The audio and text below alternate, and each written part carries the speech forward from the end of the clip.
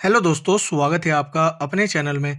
दोस्तों, आज की हमारी वीडियो हिंदी विराम चिन्ह से संबंधित है। चलिए आज की वीडियो स्टार्ट करते हैं। कौन सा अल्प विराम चिन्ह है? Option C. Option A full stop है। ऑप्शन बी अर्धविराम चिन्ह है। ऑप्शन डी पूर्ण विराम है।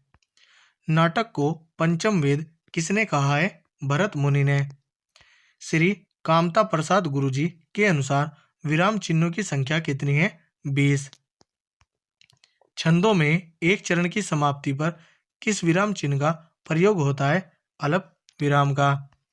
त्रुटि विराम चिन्ह का दूसरा नाम क्या है? हंसपद। विराम का अर्थ क्या होगा? ठहराव।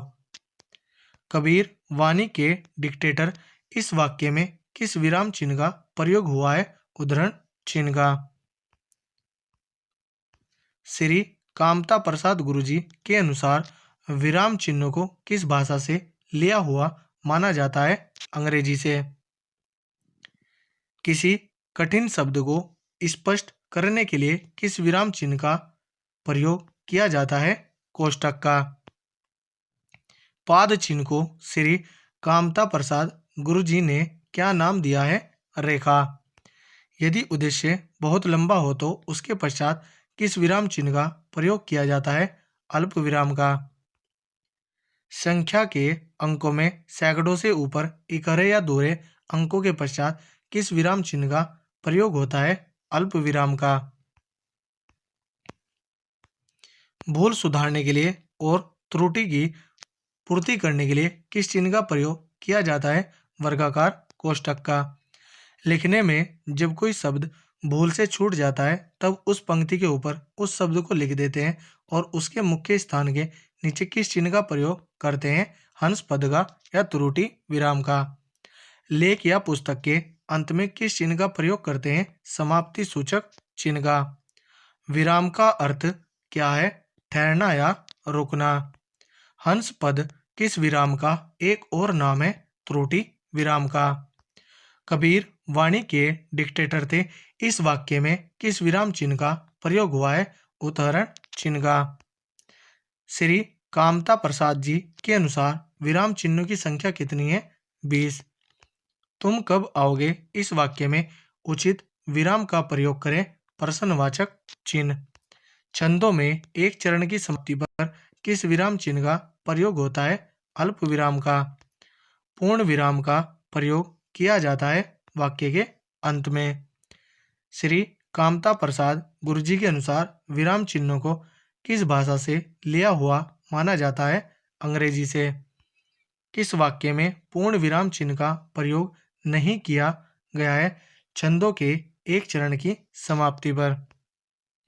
किसी कठिन शब्द को स्पष्ट करने के लिए किस विराम चिन्ह का प्रयोग होता है? कोष्ठक का। वाक्य में उचित विराम चिन्ह लगाएं। उसने MA B.Ed पास किया। यहाँ पर ऑप्शन बी राइट आंसर होगा, लेकिन यहाँ पर MA और B.Ed के मध्य अर्धविराम होगा। निम्नलिखित में से कौन सा अर्धविराम चिन्ह है? Option B. ऑप्शन डी पूर्ण विराम है। ऑप्शन सी अल्प विराम है। ऑप्शन ए फुल स्टॉप है। निम्नलिखित में से विराम चिन्ह नहीं है। अवतरण। पूर्ण विराम के स्थान पर एक अन्य भी प्रचलित है, वह है फुल स्टॉप। जब हिंदी में अंतर्राष्ट्रीय अंकों 0 से 9 का प्रयोग आरंभ हुआ तब से पूर्ण विराम के स्थान पर किसका प्रयोग होने लगा? फुल स्टॉप का। प्रश्नवाचक तथा विस्मयादि बोधक को छोड़कर सभी वाक्यों के अंत में प्रयुक्त होता है पूर्ण विराम। दो विपरीतार्थक शब्दों के बीच किस चिन्ह का प्रयोग होता है? योजक का। विनय व्यंग उपहास को व्यक्त करने के लिए किस विराम चिन्ह का प्रयोग किया जाता है? विस्मयादि बोधक का। पूर्ण विराम के बाद सर्वाधिक प्रयुक्त होने वाला विराम चिन्ह है अल्प विराम।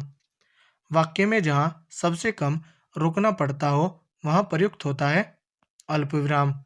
तो दोस्तों, यदि हमारी वीडियो अगर आपको अच्छी लगी हो तो कमेंट करके ज़रूर बताएं। धन्यवाद।